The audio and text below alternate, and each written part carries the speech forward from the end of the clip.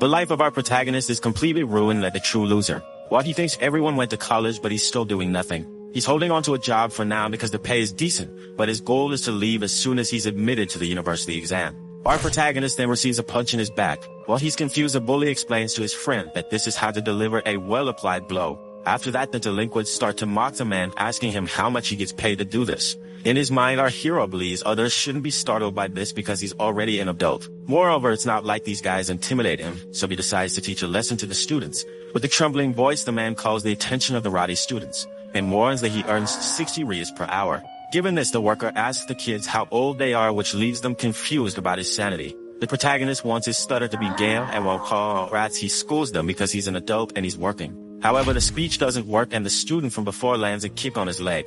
While our hero is down on the ground, the students take the opportunity to further humiliate the worker. Then the boys leave and the protagonist thinks that the stutter only starts when he is confronted in this way. Moreover, he believes they won't be able to continue with this forever and that they will work for him when they graduate. After clutching the ground, the protagonist reiterates his dream of passing college and states that one day he will make them regret. Especially those guys who ruined his life, they are definitely living like bums now. Especially the demon Jang Anshul, who in his mind must be all messed up. Introducing himself as the boss of the company, Jang Anshul greets our hero. The same is in shock, and Jang asks if he's working part-time. While holding the business card, our hero faces the cruel reality that his former tormentor is now a successful man. While showing off his BMW, the boss's friends arrive at the place and one of them congratulates him for the grand opening. Jang greets his old classmates and claims that everyone is doing very well, while the referred also try to show their achievements so as not to be outdone. Jang asks if this is a new BMW and nostalgically states that it reminds him of his school days. His friends laugh because in school time they only made trouble, and one of them commented that the guy who intimidated children has now become a boss. But Jang is disillusioned with what he sees and thinks this can't be happening. For the protagonist, these guys shouldn't be in these conditions at this moment, but should be riding a stolen motorcycle or something like that. Someone like him being called boss and driving around imported cars is very unfair. With that, one of the men notices our protagonist working. He asks if the man isn't his old schoolmate Kim Jin Jin Woo Woo. The delinquents begin to remember their old stuttering friend, and that his real name is Kim Jin Woo. Kim, however, lowers his cap trying to hide his face and thinks that as soon as he receives his payment, he will bail out. Then Jang squats in front of the protagonist and confirms his identity. He reminded him that they were in the same class and asked him how he has been. Jang in turn explained that he had no idea at the time but was very immature in the past. But Kim is thoughtful with his apology, because he never imagined that one day he would receive something like this from a guy who ruined his life. Jang offers some money to our hero while telling him to leave the payment aside and use this for the taxi. But Kim notices the discrepancy between the man's condition and his own. Moreover, he thinks that obviously you will be able to accept, and tells the man that he's going too far, which piques his curiosity. While stuttering, Kim asks for a more appropriate and sincere apology, because he's only living like this because of all of them. These guys who made him get to this state and who left him stuttering. Jang takes more money out of his pocket to falsely try to compensate his old classmate, and claims that honestly he doesn't remember everything, but he's very sorry. However, hearing him say he doesn't remember awakens Kim's anger, which makes him throw all the money into the air and run away. Jang is worried and tries to warn Kim of something, stating that the place where the protagonist is jumping from is not a sidewalk, and that after that there are 3 underground floors. But it was too late for Kim, who fell from the top of the building while thinking that Jang mocked his name until his end.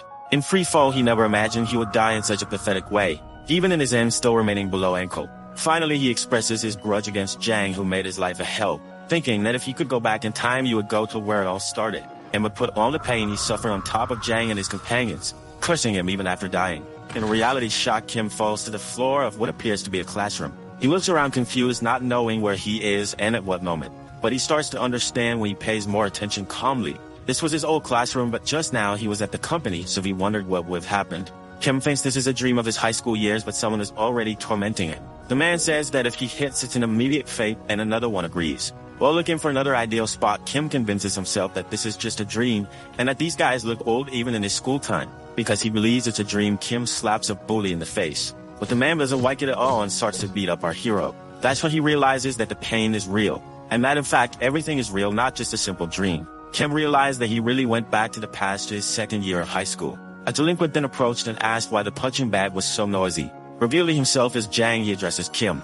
Nearly on the ground, surprise takes over the eyes of the protagonist of the work. He questions himself if they are really calling him by the name of Kim, remaining confused while not sure of his identity, and tries to think of the reason for his other self standing in front of him. While when looking in the mirror, an unprecedented truth is revealed. At this moment, Jang is in the body of Kim Jinwoo.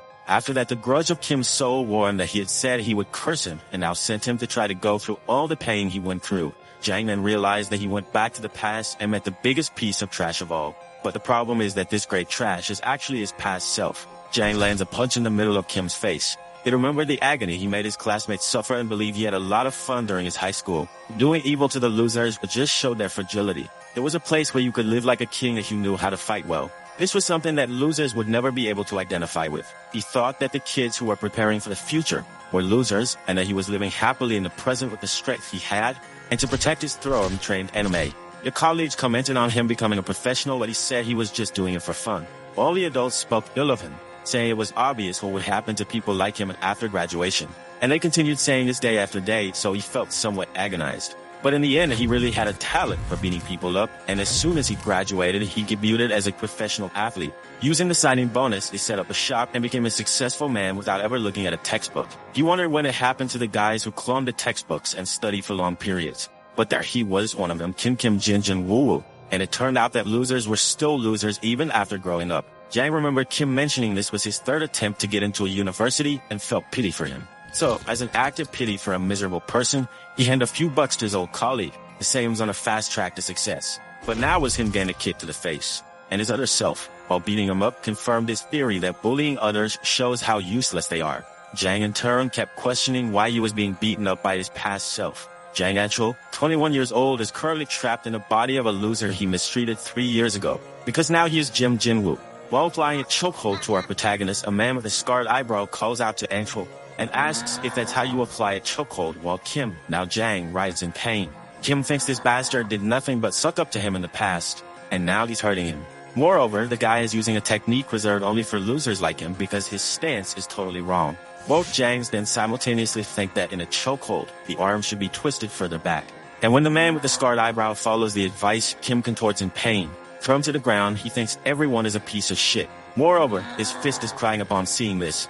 Kim considers wiping the fall of the delinquents' faces, but surely understands that if he tries, he will be easily beaten. At this period, his past self was weak against ground fights, but anyway, everything will be over when he finishes off this piece of trash. But suddenly, a voice appears in his mind saying he will regret moving his fist. The voice asks if Jang doesn't want to return to his body, which leaves him extremely confused. He wonders who he is talking to, and the present Jang approaches our hero, saying he will try to apply a guillotine for the first time. The past Jang wraps his arm around Kim's neck, saying he believes this is how it fits. And after that, he applies force, choking his colleague. Kim trembles with rage at his former self, and thinks he will finish him off. Because after all, Jang remembers practicing the guillotine all day, so this claim of doing it for the first time was just pretense. Despite this, the stance is perfect, as expected from his past self, who can make someone pass out in 5 seconds. Faced with this, Jang fainted and woke up in a dark place with that voice, telling him it warned he would go through the same pain he inflicted. This scares the businessman, not knowing what's happening and where he is. But the voice continued and asked what he thought of becoming the failure he mistreated. Realizing the clear voice is the same as before, Jang discovers what's behind it all, and asks that light it is Kim Jin Woo. In the face of this offense, the voice angrily confirms that it really is Kim Jin Woo. While laughing, Kim asks how the man feels about experiencing it all. Realizing Jang still hadn't fully understood, he explains that doing this was the least he could do, because the man ruined his life just for being bigger than him. Moreover, Jang enjoyed what he lived and had a lot of fun like a true king. So this is the curse placed on him, and he will be the man who will have fun watching Jang from now on. Realizing the gravity of the problem, Jang begs Kim not to do this, and promises to treat him well when he returns to his body, so he asks for the curse to be undone. However, Kim decides to give a hint on how to break the curse, thinking that there must be hope for there to be despair. So he warns that to break the current curse, there are 2 conditions. The first is that Jang stops the loser life incidents. Because of him, many problems developed, causing him to start stuttering and ruining his life completely. Kim claims he wished he wasn't alive for all 365 days of the year, but will never forget the 4 incidents. Because of these 4 incidents, his life ended. It was so bad that just thinking about it made him nervous. Trying to participate in the conversation, Jang claims to remember them all and apologizes. But he thinks he's completely screwed because he doesn't remember any of them, and questions which 4 incidents Kim is referring to, because in 365 days of torment, he can't remember just 4.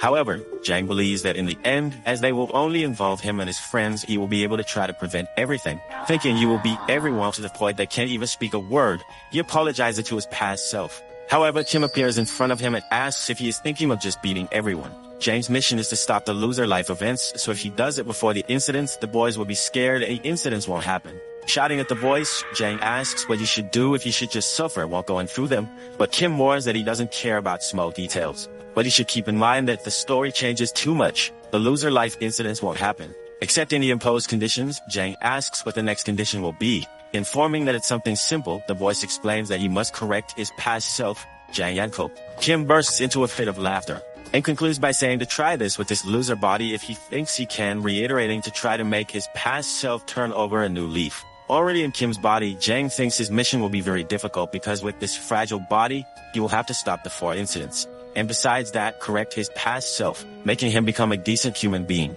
Already in the classroom, Kim trembles with rage while putting his feet on the table. You remember that Jang's guillotine made him pass out for the entire lunch break so he didn't eat anything. Kim bangs his hand on the table, questioning how he will stop these incidents and reform his past self. This draws everyone's attention and he continues thinking that firstly he doesn't even know what these incidents are. One of his friends with a lock on his glasses asks Kim to be quiet. Kim asked what the problem was with those glasses and the man said it was Amshol to put it on, telling him to try to guess his birthday. While questioning whether he really did things like that, he thought that despite everything was quite funny. But anyway, his chubby friend asks Kim to be quiet because they will be done if he wakes up Anko. The chubby kid asks if Kim remembers that Anshul had determined that while he was asleep only the 3rd row could speak. This leaves Kim disturbed because he had no idea this was happening since he only slept during the entire day. Suddenly, the teacher enters the classroom asking the students to be quiet. The teacher asks where they left off last time and asks the students to return to their seats and open their books. However, the teacher notices something at the back of the room.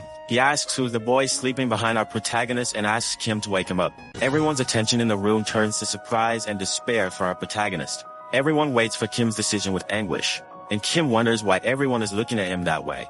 But he understands that he must wake up his sleeping self. Kim then slaps the head of his past self, while thinking that waking someone up is simple. However, this simple action leaves all the students disbelieving. Kim doesn't understand why everyone is worried about it, and mocks his old self who sleeps during class. But Ancho starts to wake up and looks at Kim in an intimidating way as if he is about to commit an atrocity. Jimwoo's friend named Seoljai despairs and questions how Kim dares to slap the head of his sleeping master. Sewell thinks that Kim should hurry and beg for forgiveness on his knees, but he believes that all this is very strange, questioning why nothing is happening between the two. But he came to the conclusion that Jang Anshul would never think in a million years that someone like Kim Jinwoo would dare hit him.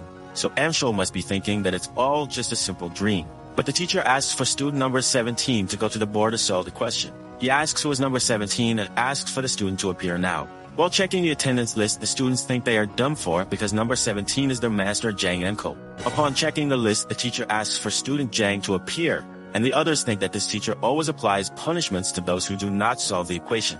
Sewell believes that the break will be terrifying because he will surely take it out on them. But an unexpected action awakens Sewell's curiosity. Kim Jin-woo accidentally goes to the board to solve the equation, still believing he is Enchul. The teacher asks if he is the referred student and Kim affirms he is Jan. Sewell understands everything and thinks it's because of the past event. To make up for the crime of hitting his master's head, he accepted the punishment in his place to be forgiven. Sewell thinks it's much better to take this punishment in his place because it's just a light smack on the butt. Suddenly, Jang Enko starts laughing and states satisfied it's very funny. While smiling, he wonders what Kim is trying to do with this. Later that same day, Enchul hits Kim in the body for no reason. It's a knee without reason that crushes Kim's face. As if that wasn't enough, he also landed a kick in the protagonist's face. Jang said it was so absurd that he thought it had been a dream. He heard it was Kim who hit his head while he was asleep and could never have imagined such a thing. He claims that a hero tried to let it pass being punished by the teacher in his place. But Kim's expression begins to exude immense anger against his old self. Jang asks if the beatings weren't enough and Kim thinks he will end his past self. However, the voice from afar informs again that if the story is changed, he will not be able to return to his original body.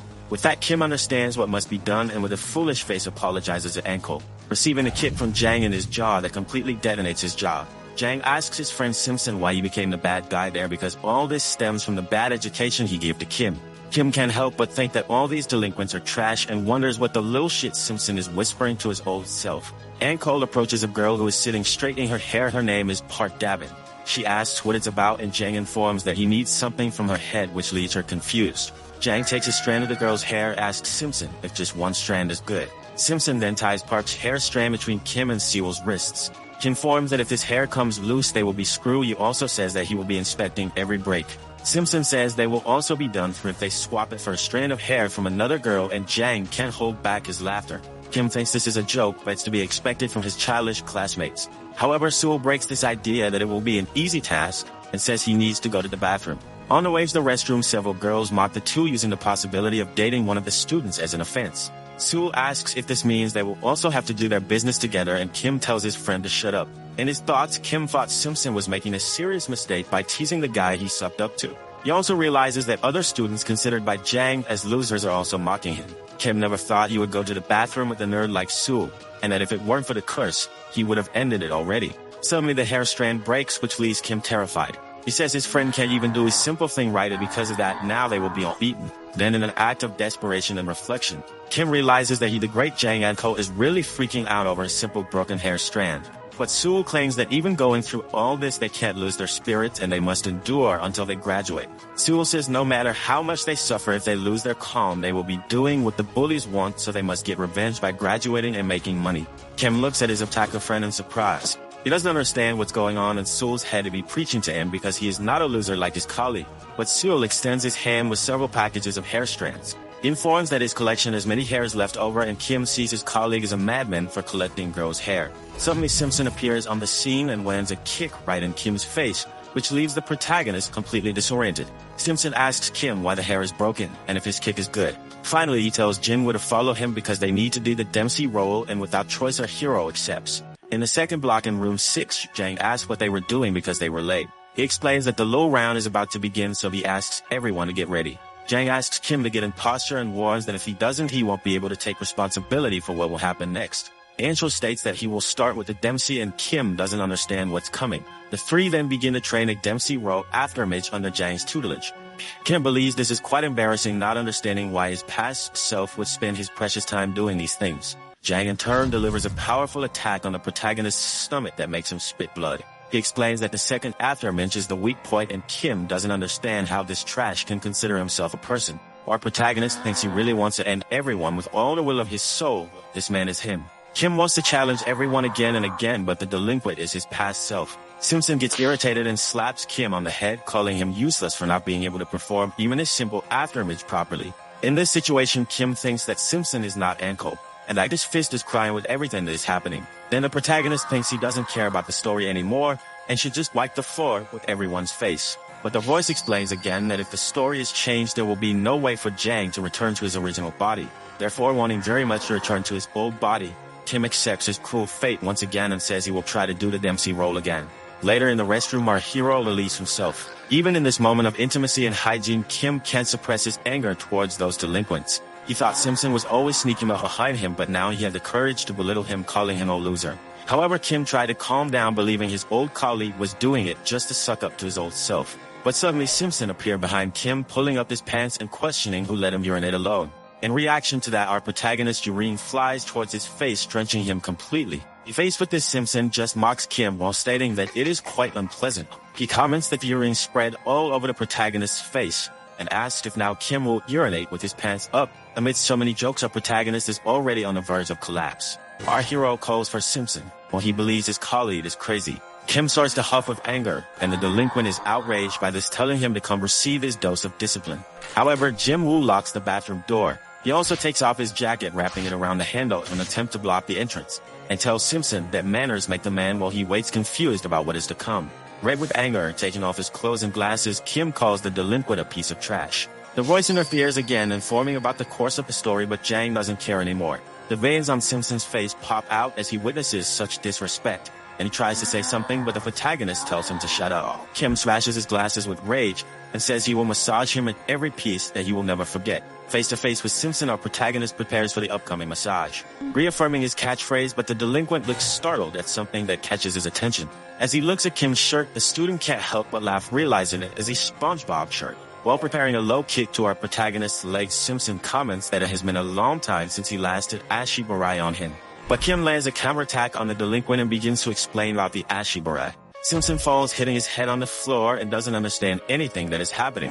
He gets deeply irritated, and Kim finishes his explanation that the Ashibarai should be done while the foot sweeps the ground, not the air. Somewhat embarrassed, Simpson gets up, commenting that the floor is slippery and that no one cares about cleaning. He then regains his anger and tries to land a punch on Kim with dodges, and he lands a powerful blow to his ribs that almost makes him faint. Simpson places his hands on the affected area while wondering why it hurts so much. For it is but a simple punch from a skinny skeleton like Jinwoo. The delinquent contemplates whether our hero has been practicing sports, and the protagonist explains that the punch hurt more because he hit where the liver resides. In a fit of rage, a student lunges at Kim, thinking it doesn't matter since he is taller and stronger, so it will be fine as long as he grabs him. However, Angel still remembers how to defend himself from people and lands a punch on the man's chin, followed by a kick. Even with a normal body, Angel stands out in any confrontation. But he had failed to calculate an important issue. Jang was still not accustomed to fighting the Jinwoo's body. Kim misses his punch towards Simpson and notices the lack of reach. That's when the delinquent tries to take advantage of the situation and attack our protagonist. But Kim, even with an unfavorable body, does not let himself be hit. And with a twist of the torso, he lands an elbow strike on the student's face. This was definitely a strong blow as it left Simpson unconscious. This shattered his ego for losing to someone he considers a loser. The delinquent thinks he might be dreaming, and Kim's voice returns. She warns that the story has changed so Amshul would be definitely doomed. Later that same day, the delinquent wakes up after his knockout. Confused, he wonders what all this is and if it really was a dream, because he would never have lost to someone like Jinwoo. Resigned, he thinks that even dreaming of being beaten by a loser is humiliating. But Kim appears in front of him, asking if Simpson really still thinks it was all just a dream. Simpson calls our protagonist an idiot and threatens him, saying you won't get away after messing with him. However, Kim confronts him, asking if he should tell everyone that a loser like him beat up the delinquent. The protagonist asks Simpson to choose whether he wants to leave school after the rumors spread or wants Kim to spread them personally. Witnessing pressure similar to that of Jang Anchul, the delinquent asks what Kim wants from him, and the hero warns that he doesn't want much. From now on, Simpson will have to report everything Anchul does and stops doing. Jinwoo details that he wants to know even most intimate details of Jang's life, like his trips to the bathroom. The delinquent didn't understand the request, but Kim said it wasn't his business and just told him to follow the script and pretend he wasn't beaten up. Or in case he doesn't accept the proposal, Jinwoo could drag him in front of the whole school, beating him a bit more. Faced with such a threat, Simpson understands what must be done and accepts the imposed conditions with apprehension. Kim is happy to see that his plan is working and states that the two will be secret accomplices from now on. The story will not change, and on top of that, as a bonus, he gains a spy who can keep an eye on his past self. Kim thinks he should have just beaten him up from the start instead of holding back, because the story won't change until the rumor spreads. As he walks through the school, Jang smiles and asks if it's right to the original owner of the body, Kim Jinwoo. Kim's soul watches him with disgust for the cunning being that Jang is but could do nothing. At another time, our protagonist stretches while thinking that it relieved him, and that now he could just beat up Min-ju whenever he gets angry. In his thoughts, Jang doesn't understand why Kim goes to school in the first place, since he can't beat anyone up when he gets angry. Anyway, someone hands him a pack of cigarettes. The girl comments that she won't get caught if she makes Jinwoo hold it, and that even if they are caught, Jin can take the blame. Kim gets deeply irritated for being treated as cigarette storage, and the girls find it strange that our protagonist is responding to provocations. They comment that the hero is crazy and that they will tell Anchul about him, but Kim just wishes they would do that, because during his high school years he didn't know how to deal with girls, which is confirmed when the present Jang responds to the girls' gossip, encouraging them to beat up the boy. Park grabs Anchul's arm and asks if her Ginny is really okay, which confuses him. She calls the girls and with a malicious smile tells them to stop being mean. Kim thought Park had always been a proper girl and that her nickname was Anchul Girl, since she always followed him everywhere. Nowadays, the future Jang feels bad for her every time he thinks about it. Because she's such a nice girl, he thinks he should try to be friendly at least once. But undoing her good girl facade, Park scolds her friends and asks if they are looking for punishment. She scolds them, reiterating that they are not to call Anchul when they are smoking, which leaves the protagonist confused. He realized that this was actually his true self, and that all this time she had been acting, deceiving him. Park, in turn, slaps Kim's face while questioning what he is looking at. Kim realized that this was the real reason she was called Anchul Girl, and Park wanted to teach him a lesson for the affront. She calls for Simpson, who passes by the place, asking him to teach the child a lesson. Park states that Trash is staring at her, and the delinquent says that if it's for his dabbing, he can straighten him out. But he realized that the Trash was the man who had beaten him up before and trembled with fear. Park questions him about what he is doing and if the command is still not clear, but Kim reminds Simpson of the agreement with his intimidating facial expression. Then acting, the two leave the place while the girls notice something strange with the relationship between the two. Park thinks that Min-ju and Jinwoo are very different from their everyday selves. Cutting the tension, the girls excitedly ask Dabin what she loves most about Anchul, whether it's for his face or because of the way the uniform falls on him, and if she will confess, but Park is embarrassed by the questions. However, she begins to speak while the girl's attention is fully focused on her speech. With a weird look of love, Park states that Anchul is like a beast. The pure smell of blood emanating from a strong male was what she liked the most, not to say that Jang wasn't cool normally. But the coolest part was when he was bathed in the blood of his opponent in the ring. Park then asks if her friends don't see this beast on Anshel's back, but she gives up and starts to leave the place when she sees that her taste is unique, but one of them asks where her friend is going, and Dabin warns that she's going to talk to Mimju to properly educate Jinwoo. However, upon reaching her destination, Park saw something she had never thought possible. Kim Jin-yi, the school's failure, was holding Simpson in a chokehold. Almost fainting, Simpson tries to resist, but Kim completely dominates him. At that moment, Kim notices someone's presence in the place and gets startled. This someone was Park, who witnessed the whole unfolding of the fight between the two. She's profoundly confused by that situation, and the protagonist is discredited. He thought that now he would be screwed because he was caught beating up Minju. And if Dabin spread the word, the story would change, and then he would lose his chance to return to his original body. Reflecting on this situation, Kim, with a serious expression, commands Park to come to him, while thinking he was planning to at least spare the girls. Dabin is surprised by Kim's stance, not understanding what's happening since he's a loser. Yet despite everything, something catches her attention. Now the protagonist's aura also emanates the shadow of a furious animal, making Park develop feelings for Kim as well. The honey badger is an incredible wild animal. This species of badger is no joke, and by the name, you might think it's a lovely being. But it's far from it, as even snakes are prey to this animal. The record book lists it as one of the most courageous animals because it picks fights even with lions when irritated.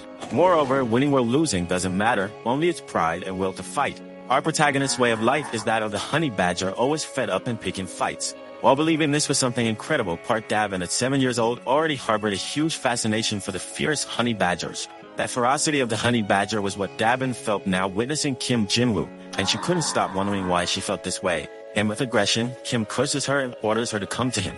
Being cursed, Park gets angry with the loser student and questions Jinwoo about his speech. But looking at his face, she collapses into feelings again, leaving Kim confused. While walking through the school corridors, Kim can't stop thinking about Park Dabin. He thought she would be spreading rumors, but nothing happened.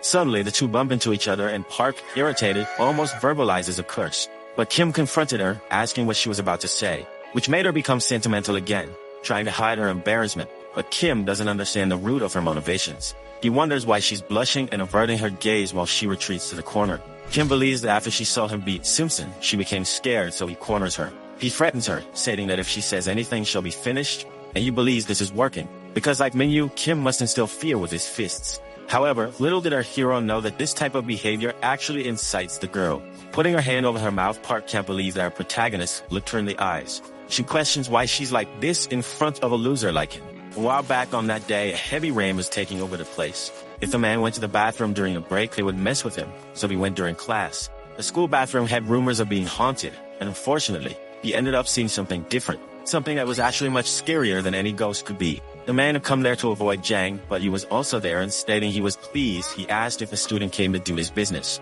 He told him to use the toilet because he had finished, and the student had to subject himself to such humiliation. While doing his business, he talked with the delinquent, but Jang looked at him differently, as if he was about to commit an atrocity. That day, Jang extended his hands and suffocated the man while he was evacuating for no reason. Thus, he passed out right there without a chance to defend himself. And when he woke up on the bathroom floor, he had already become the laughingstock of the entire school. The students laughed at him in droves, while Sewell couldn't defend his honor despite being blameless. In his mind, he could only think that Jang Yamto was a terrible person, and that he had screwed up. Back in the present, Kim, with high spirits, tells his friend not to lie because he never did this, but Sewell asserts it's not about him but Jang. Inside Kim's body, Jang can't believe he did that and tries to comfort his friend, saying it was just a joke that others would forget. But Sewell is skeptical about this issue because things were already very difficult for him, stating that he just wanted to go to school normally and not suffer this kind of thing like other people. He cries, saying he's trying to do his best, but it's hard. Apologizing for ruining the mood, he asks to forget what was said, because after everything, he's so happy to have Kim, a friend he can trust. Suddenly, someone appears behind Kim with arms at the height of his neck. That someone is Jang, who mounts another chokehold without reason on the protagonist, suffocating him. Kim thinks it's really crappy to be the man who receives the taunts and aggression. After passing out, Jang wakes up in his mind again. He realizes he fainted again from the blow that came from behind. He asks what it is this time to Kim Jin Woo Woo, questioning if he calls this a curse because it's not a big deal after all. Jang mocks, saying the cat back Kim's tongue and that he's upset things aren't going right because now he has two allies. Jang says if he uses the two to stop any incident at school, it will be like taking candy from a child, asking Kim to just give up and undo the curse. But it wasn't as simple as Jang thought. In a fit of madness, Kim Sola begins to laugh non-stop. She questions what was said about using his allies to end the incidents at school, but she never said that the incidents that ruined her life only happened at school. Kim asks if Jang doesn't remember because he knows very well that they don't just bother at school.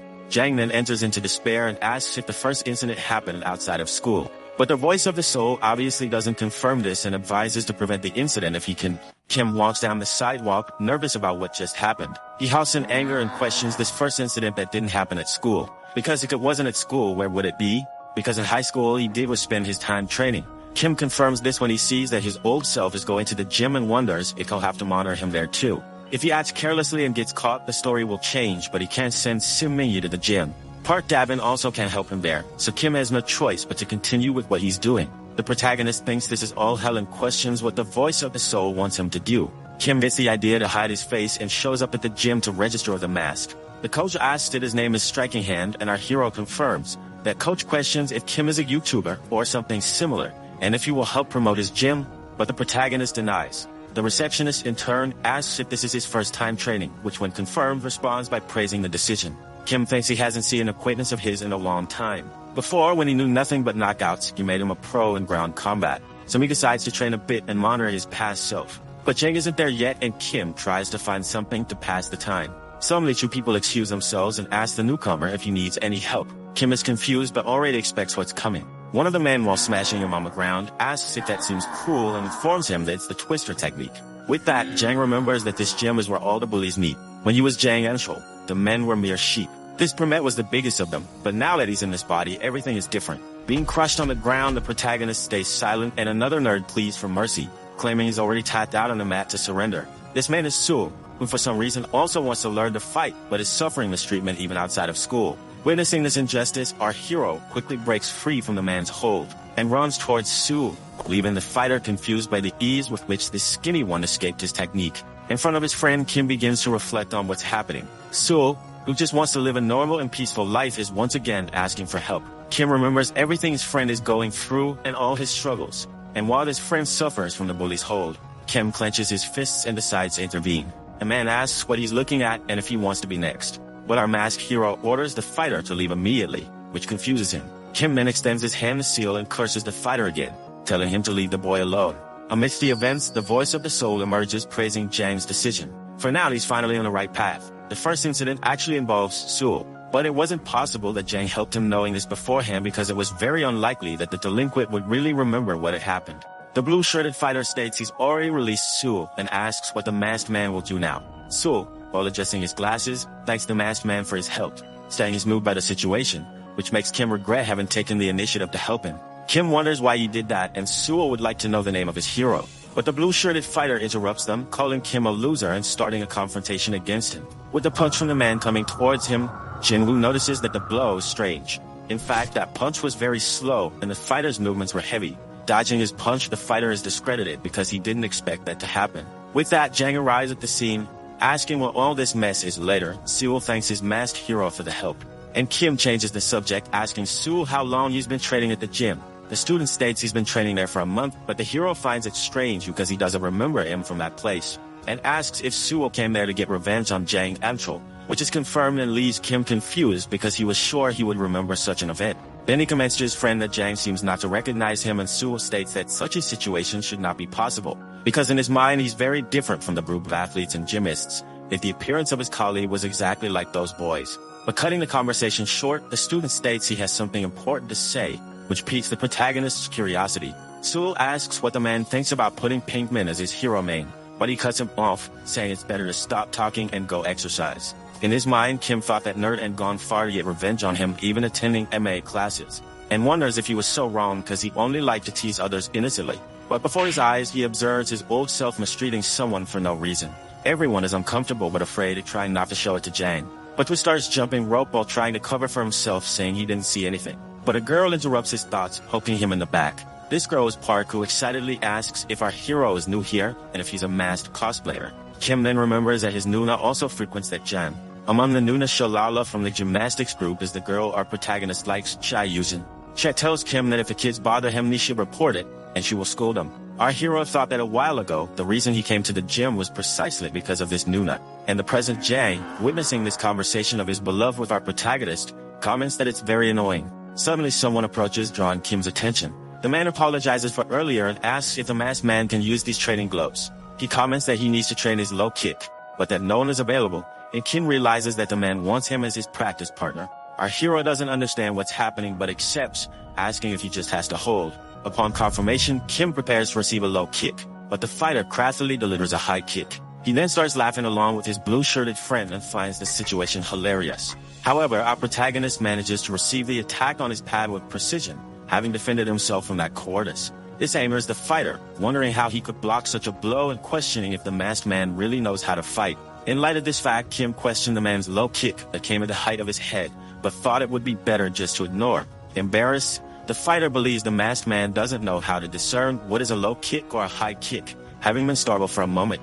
Butting into the conversation, the blue-shirted one says he should teach him by landing a low kick on the back of Kim's calf, which knocks him to the ground.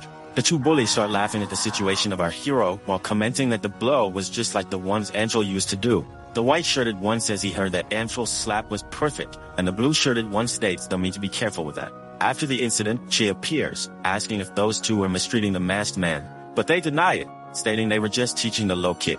She tries to help Kim with his injury, asking if she should get a compress and stating she had already asked them to go easy on newcomers. Despite everything that's happening, Kim thinks he's feeling great, but suddenly a deafening noise takes over the place. The noise was from Jang's hand, very annoyed, hitting a punching bag. Kim notices his past self looking at him intently and wonders what he will do about it. Yet our hero believes he has realized something because now he is Kim Jinwoo and there were no reasons for his new man to be so friendly with him. The protagonist questioned if the small and skinny body was her type and if that was the reason why it didn't work out for him in the past. But Cho wasn't just helping Kim, which irritates him because she is nice to everyone. Soo claimed that at first he didn't intend to marry, but that decision was changing because of the woman. Because of this, both the past and future Jang are furious with Soo, who is taking advantage of the situation. But Cha calls our hero to stretch his friend, making him happy to be with his beloved. She says the fighter is a good boy and very cheerful. Kim thinks they are getting close. The girl says she will take a shower and the protagonist almost invites himself to join while Jang just observes the whole scene. He approaches the fighter in the white shirt while the man asks Angel how he can help, but receives a powerful blow to his stomach that leaves him breathless. Jang orders his colleague to transmit and in great pain he understands the command. The man calls for the masked fighter and asks him to look at the ceiling, making our hero curious and distracting him. In an act of cowardice, the fighter landed the same blow he received on Kim's belly, causing considerable damage. The man claimed that now it is passed to him, and if the masked one is dissatisfied, he could just pass it to the pig next to him. He continues saying that's why one should not irritate Angel and asks if the protagonist has any problem with that. Our hero holds back from doing anything, but Angel provokes him from atop the ring, calling him to come up, and asks from which school he's to be acting this way because it doesn't seem to be his. Because if it were from his school, then there would be no way not to know him. Kim in turn realizes that Jang does not recognize him at the moment and has an idea.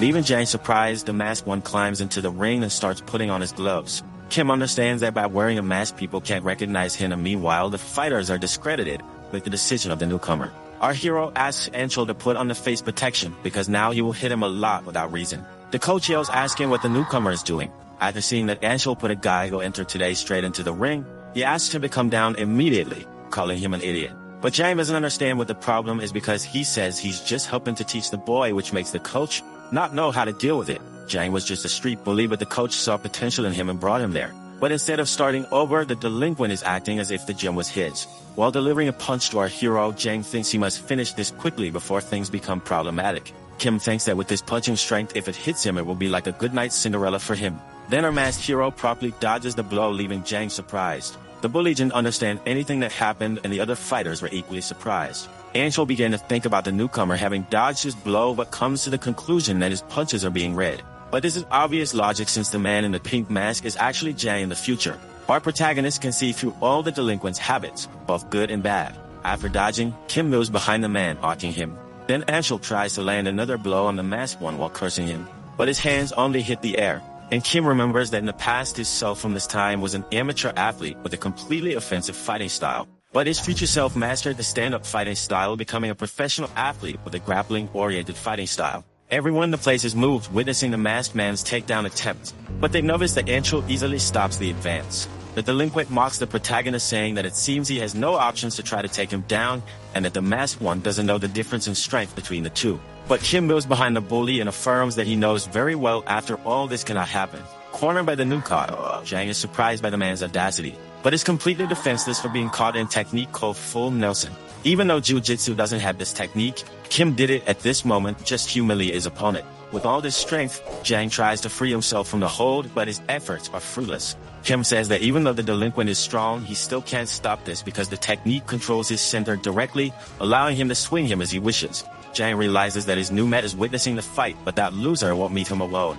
In an act of desperation, the delinquent orders people to stop laughing and thinks he can't do anything now, but the moment he is released, he will finish the masked one. In such a case, Kim really frees him from the position he had held him in, leaving Jang disoriented.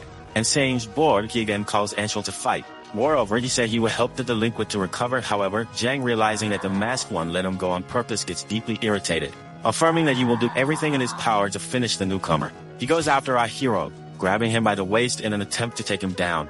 And everyone at the place starts to think that now Anshul has the advantage in the fight. One of the fighters comments that the masked one is in guard, so it's good that they keep watching, but another states that our hero is already finished. The coach, on the other hand, states that Anshul is actually at a disadvantage, which leaves everyone surprised without understanding how. In response, he asks to look at the boy's legs that are squeezing tightly and pulling towards himself. The way is if Anshul relaxes, he will end up receiving a submission. If he tries to punch, he will lose posture and fall, and when he's on the ground, the boy will move on to another move. Jang understood that his opponent just humiliated him, decided to fall on purpose. And it's as if he were in a spider's web. Kim, in turn, asks the bully to tap out because he can't win.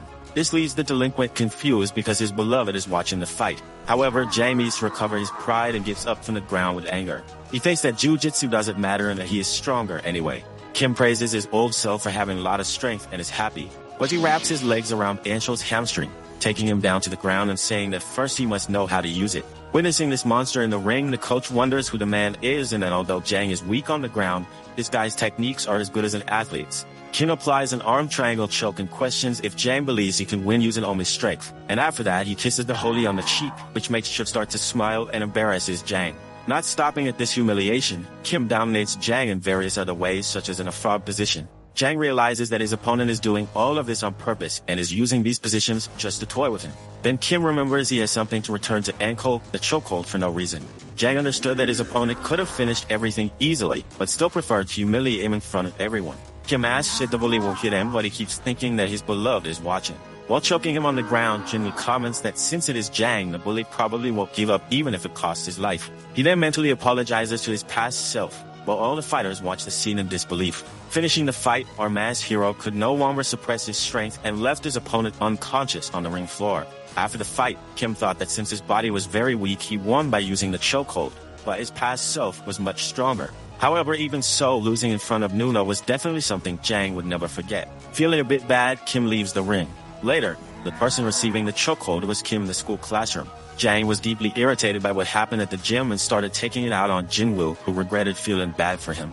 The bully believes the masked body's build is similar to Kim's, and our hero realizes that Jang has become more brutal than before.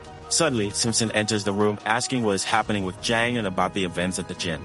However, without giving him a chance to say anything else, Anko lands a punch to Simpson's stomach and tells the student not to talk to him, calling him a bastard. Agonizing in pain on the ground, Simpson praised the punch he received and confirmed that his big brother was getting the hang of it. Faced with this, all the students were curious about what happened and began trying to calm Jang down. Kim's show voice, in turn, comments that our hero's decision will affect him negatively. But even though he didn't change history by being masked compared to the past, the present Jang Anto is much more nervous than ever. With the padlock between his glasses, Sue greets Jang with a smile as he walks towards him. And when Anshul asks Sue to get up, the first event of Loser Life finally begins. Looking at his hands, Jang finds it strange to be in his original body and wonders if he is back.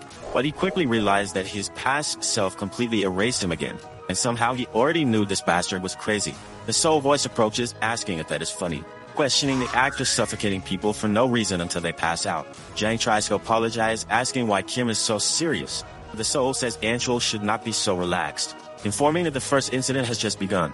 A TV without signal is placed in front of our protagonist who doesn't understand what is coming. Suddenly, a program called Loser Life starts playing. In the program, it is said that even in terrible conditions, flowers bloom. And that's how Soolji and Kim formed their relationship. Soolji was a resilient boy because despite being tormented day after day, he never lost his smile. And Kim admired him for this, giving him the strength to survive the bullies. They supported each other and were best friends, so as long as he had Soolji, no matter what happened, Kim could overcome it. However, one day Jang approached his friend, who received him with a smile as usual. On this day, Jang stated that he was jealous of their friendship, which made Soo curious, prompting him to explain that this friendship was created by Ancho. Faced with this, Jang asked the two friends to fight each other, and whoever won would escape the loser squad. That man was certainly a true demon because this way it would be much easier to mess with them and more effective. All the class students bet on the fight between Kim and Seo. On this day, Kim did not want to fight and wondered why he had to hit his best friend. However, unexpectedly, Soji hit him first. He called him a loser and proudly stated that he would beat Kim to escape the beings. So's betrayal made Kim's blood boil because he did not want to fight and had even challenged Jang Antro. After that, he no longer remembered what happened, other than using his fists like a madman. At the end of the fight, Kim Jin-woo won, and from then on, he would no longer be a loser. However, after the fight ended, he realized, at no point did Soji fight back, and for his sake, he just took the beating silently, accepting his fate. After that, they never hit Kim again, but they tormented Seo daily. Later, Kim deeply regretted what he did to his friend, and Jang Ancho became more and more outraged, taking his anger out on Seo. However, the most revolting thing of all was that deep down, Kim thought it was a relief. During the break, Seo comforted Jinwoo, saying that he was not to blame and therefore did not need to feel bad. However, he could no longer look his friend in the face while saying this. Seo stated that he would debut as a light novel author and become very famous, and one day he would let Kim read his works. However, now he was ashamed but did not stop encouraging Kim to pursue and achieve a dream. But the smile that was once permanent on his friend's face had disappeared. So that notebook was Soji's pride and weakness. He did not want to show it to anyone, no matter who it was, and was able to endure everything just because of his dream. But one day, the delinquents made him read the notebook aloud in front of everyone. And those people were not mocking Soji's novel, but him himself. Afraid of Jang Anshul, Kim did everything he was told to do. Even though he knew this was his friend's vulnerability, he began to expose it word by word. The classroom students had no compassion and mocked Su's dream in front of him. Finally, the one who always remained a strong person stopped coming to school. Then the adults intervened due to reports from parents of mistreatment in the classroom. On this day, the teacher asked everyone to close their eyes, and Kim saw hope. The teacher asked the students to point to who tormented Sue, and Kim thought that with the power of adults he could punish Jang. The student desperately tried to gather the courage to accuse the bully, and he thought he wanted to take his revenge there and then, but pathetically, his hands did not move. So he left it to his classmates to take revenge for him because everyone had seen who did this to Suji. However, when they opened their eyes, all the students shamelessly accused Kim, and his wish did not come true due to the many fingers pointing at him. Kim then became the culprit instead of the victim.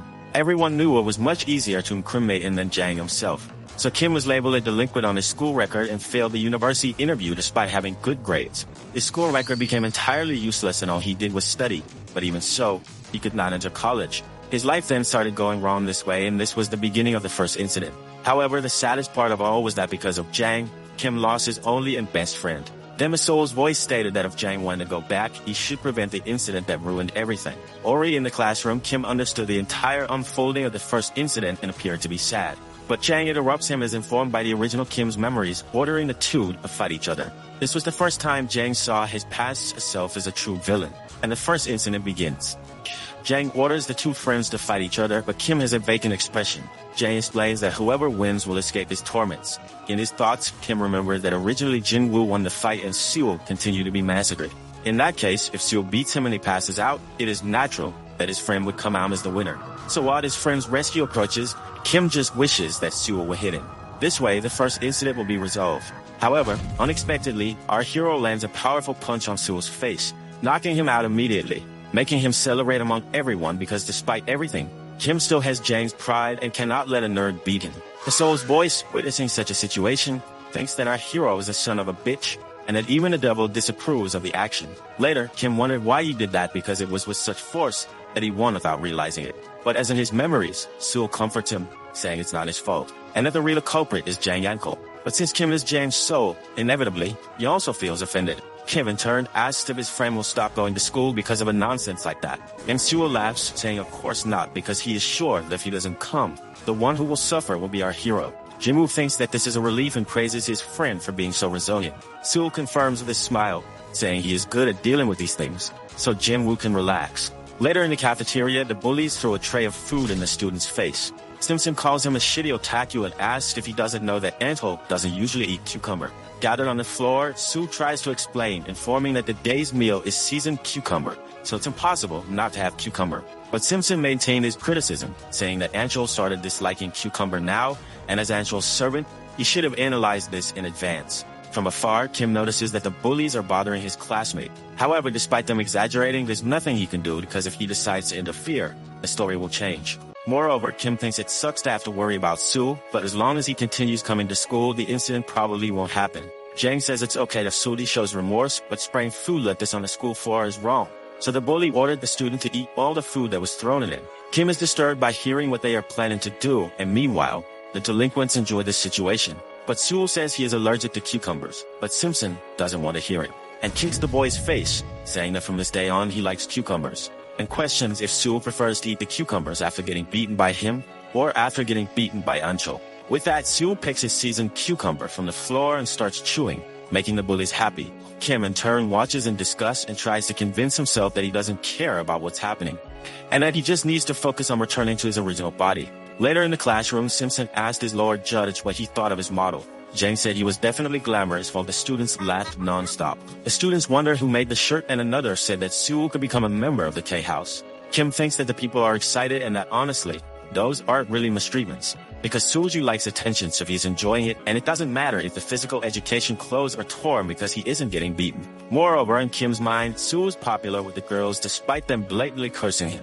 Interrupting the presentation, the student asks Mingyu when the contest will end, and Simshit informs that it will end when he cries, slapping the boy's face. Kim then realizes that things aren't exactly as he thinks and that Sewell is really suffering from those students. However, Jane begins to get tired of mistreating the boy because as it becomes routine, he no longer reacts the way they want. In that case, Simpson asks what Ancho will do to handle this situation, and Jang asks them to remove Sewell's clothes, leave him a hero, in shock.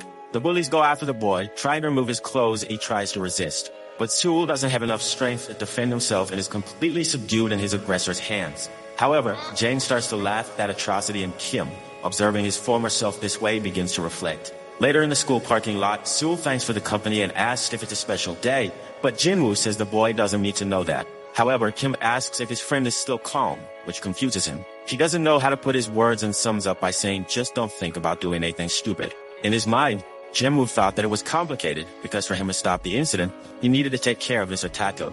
Breaking the tension, Sewell approaches and hugs our hero, thanking him for everything.